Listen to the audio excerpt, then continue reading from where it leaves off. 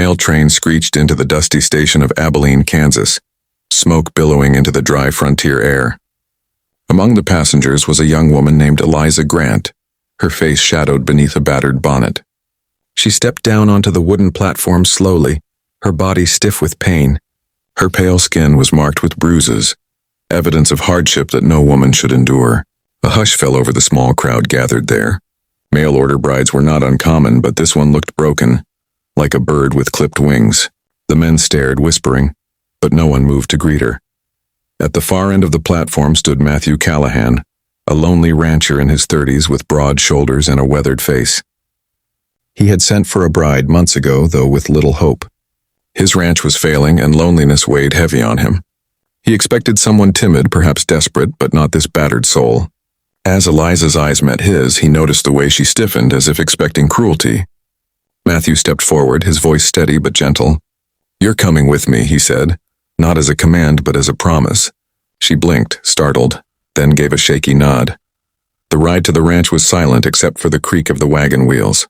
Eliza clutched her small satchel like a lifeline. Matthew glanced at her bruised hands and the way her shoulders trembled. "Who hurt you?" he asked quietly. Her lips tightened. "Does it matter?" she whispered. Matthew's jaw clenched, fury simmering in his chest. He wanted to press, but he could see she had endured enough. Instead, he simply said, "Not while you're here." The prairie wind blew across them, carrying with it a sense of fragile hope. For the first time in weeks, Eliza breathed easier. The Callahan ranch was modest, fenced pastures, a worn barn, and a cabin standing against the endless horizon. It was no palace, but it was safe. Matthew helped her down, careful not to touch the bruises. "You'll find no harm here," he promised. Eliza hesitated before stepping inside. The cabin smelled of wood smoke and leather, a lonely man's home but clean and steady. He showed her the small room he had prepared, fresh linens on the bed. "Rest," he said softly. She stood in the doorway, tears pricking her eyes. No man had ever offered her kindness without demand. Days passed quietly. Eliza tried to work despite her pain, but Matthew stopped her. "You heal first," he insisted. He cooked simple meals, tended cattle, and never once raised his voice. Slowly, she began to trust him. One evening, she confessed in a whisper, "The man who brought me here. He wasn't supposed to. I was traded along the way. That's where these came from." She touched the fading bruises. Matthew's face darkened, his hands tightening into fists. "If I ever see him," he muttered. Eliza flinched at his anger, but then saw it wasn't directed at her. As her wounds healed, Eliza began to find herself again. She tended the garden, mended shirts, and even laughed softly at Matthew's awkward attempts at humor. One afternoon, he found her standing on the porch, gazing across the prairie. "It feels endless," she murmured. Matthew nodded.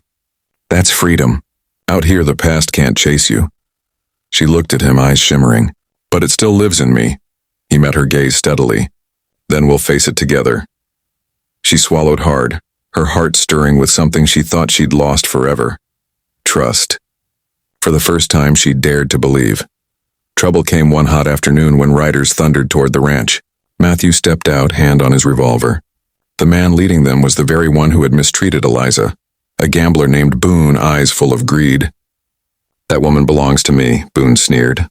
Matthew's voice was cold steel. "She belongs to no one." Boone laughed. "Then you'll pay for what's mine." Before Matthew could answer, Eliza stepped forward, her voice steady. "I was never yours, and I never will be."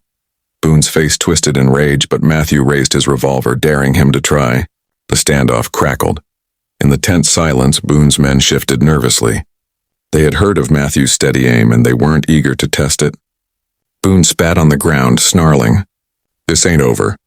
With a jerk of his reins, he rode off, his men following. Eliza trembled, but Matthew's arm was suddenly there, steadying her. "He won't touch you again," he said firmly. She looked up at him, her voice breaking. "Why would you risk yourself for me?" His expression softened. "Because you deserve someone to fight for you." "Everyone does."